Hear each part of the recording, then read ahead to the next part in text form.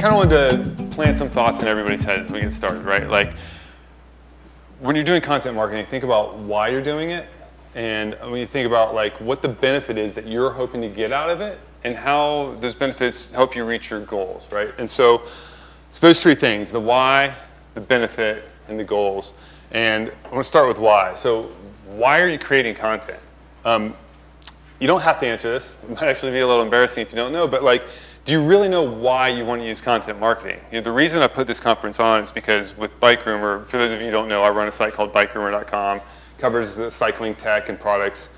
And what we found is that there's a lot of brands that think they want content marketing. They are super excited about it, but then we start telling them, okay, well, what do you want to do? And they're like, deer in the headlights, right? Like, it's just this blank stare. Or they have some ideas, or they know that they're producing awesome content, but then once they have this awesome content, they don't know what to do with it, right? And so you really need to start with the why. Why are you creating this? And have some pretty solid ideas, and then figure out, okay, what's your end goal? Like, how does that why get you to whatever your goal is? So I'd be willing to bet that when you started your company, or whoever the founder started the company, they didn't start the company just to start a company, right? And they probably started with some end goal in mind, right? Like maybe it was just to make a living, or to build something they could pass on to their children. Or for some people, like me, they just wanted to avoid going and get a real job, so they just started something that was fun. It's the same for content, right? Like, you're not just creating content to make content. I doubt you're either doing it yourself, or you've hired a copywriter or a videographer or somebody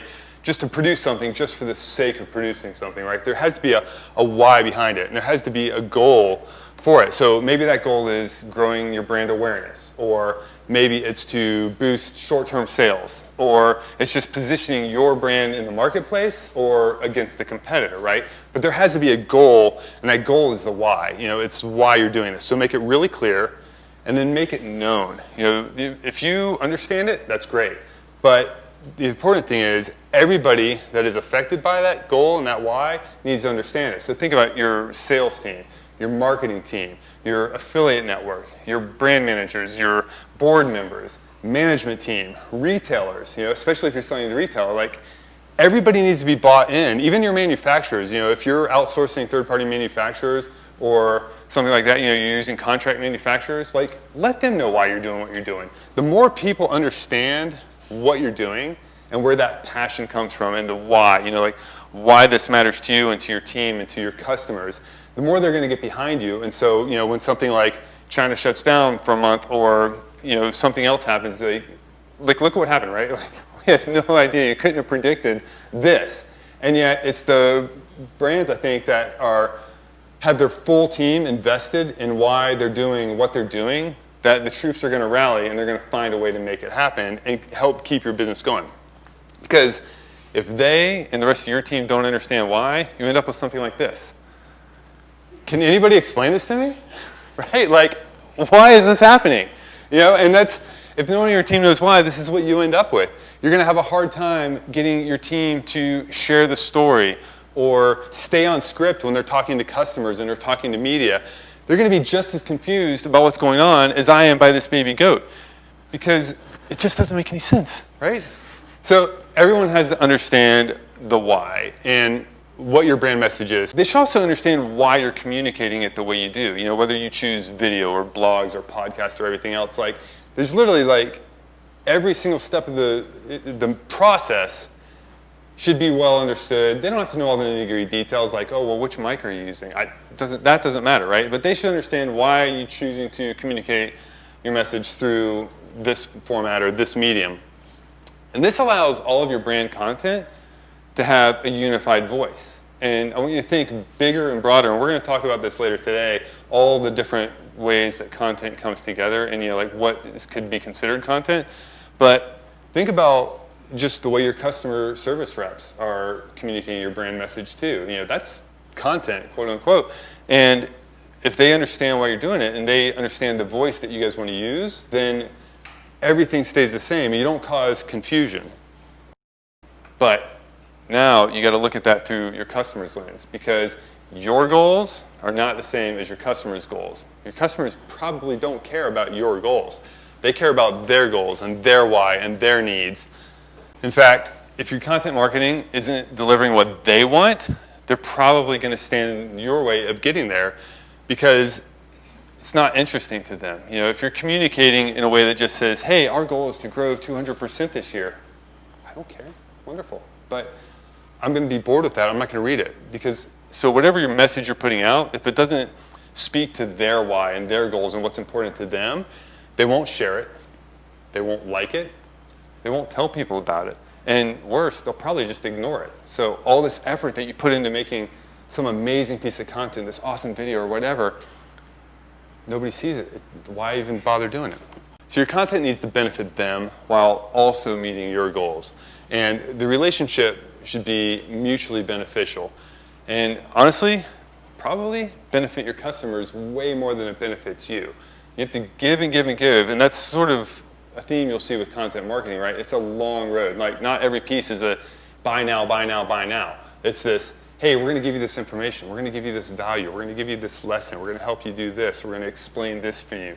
And then, hey, maybe at the end, you know, if you liked what you've seen, oh, by the way, this is our product, our service, our widget, whatever. Properly executed, everybody gets what they want. In this instance, the customer gets to eat fruit rinds, right? They get a mud bath and a massage. They get a safe habitat to live in where there's no poachers and ivory hunters coming after them, okay? You get to say you fed elephants, and you get to give them a mud bath, and you get some sick Instagram shots out of it, right? So it's a win-win, you know, like, just think of it that way. Like, how is everybody going to win? How do I get what I want while also giving you what you want? It doesn't just happen. You have to have your why and map out a strategy to achieve that goal. Okay, you can't just be like, well, I think I'd like to do this, and then just shotgun and throw it out, right? Like, come up with a strategy, and a clear strategy will also streamline the process so that you're not just spinning your wheels or stuck in this hamster wheel. Like, I mean, I feel like I've got 20 million hamsters in my head all the time, and once I start laying out a strategy, then it's like, okay, today I do this, and then tomorrow I do this, and here's why I'm doing this. And it all starts coming together, and it also ensures that each piece of that puzzle, every piece of content that you're producing, is driving you towards your goal. Because it all has to, right? Like, otherwise it goes back to, why are you creating this? If there's no point to it and it's not benefiting anybody, why are you doing it? You know, and if it's not driving you toward your goals, why are you doing it? I think we all probably feel time crunched constantly, always. Why would you spend your time doing something that's not producing value for you and your customers? So it keeps everybody moving in the right direction. And without strategy, this might as well be your content creative team. So a truck bed full of monkeys, they will tear shit up. You know? They will throw things in every direction. They might be funny, but they'll break things. They might be entertaining, but they will not move you any closer to your goals. Content that doesn't move your customers towards their goal will not move you closer to yours. Or even worse, it could dilute your brand message. It could send confusing signals out to your customer base. And it can erode trust in your brand. Because if they're expecting one thing from you, and you've done this, and all of a sudden you do something else random, and then you do something else random, nobody kind of knows what your voice is. They don't know why you're there. They don't know what to expect from you. And so when you're confused, think about, like, if somebody's just confusing you, do you really want anything to do with them? Do you want to spend time getting to know them more? Or are you just like, yeah, okay, I'm gonna go, I think I like this. This makes more sense to me over here. I'm gonna go over here where I understand what's going on. So that's why your content should make your benefits crystal clear. This is a perfect example. It does not get any simpler than this, right? Don't make your customers work for it. Which one do you think I chose? Okay, this is easy, right? But it gets the job done. It doesn't need to be complicated every time. Your content should make it crystal clear what the benefit is to the customer and what action you want them to take, right? This accomplishes both of those. That's kind of the thought process I want you guys to have in mind as we go through this and learn from everybody. One of the things I love about conferences is the ability to learn from others. I just got back from Social Media Marketing World. Melanie spoke there. One of our virtual speakers tomorrow was there. And as great as their sessions were, and it was an awesome session, I get just as much out of talking to the other people in the room and sharing my ideas with everybody. The reason why those conversations are so powerful is because it gives you a chance to share your knowledge and talk through your ideas. How many of you have an idea in your head, and when you actually get a chance to talk to somebody out loud about it, it starts filling out, and then you poke your own holes in it, right? And so as you're coming up with these strategies and you're listening to all the tips from everybody over the next 2 days, I guarantee you, if you're anything like me, your heads are going to be spinning with ideas. You're going to just be like, so much, right? So use the time in between sessions to talk to each other. Say, hey, I really like this. What did you think of this? You know, how are you going to use this? Or what are you guys doing right now for video, for audio? What are you doing for print? You know, like, hey, how are you working with this media or that media? Share your ideas. Talk about what everybody's doing. And don't worry. Nobody's going to steal your ideas. I know we have, I think, at least 3 different bicycle wheel brands in here, right?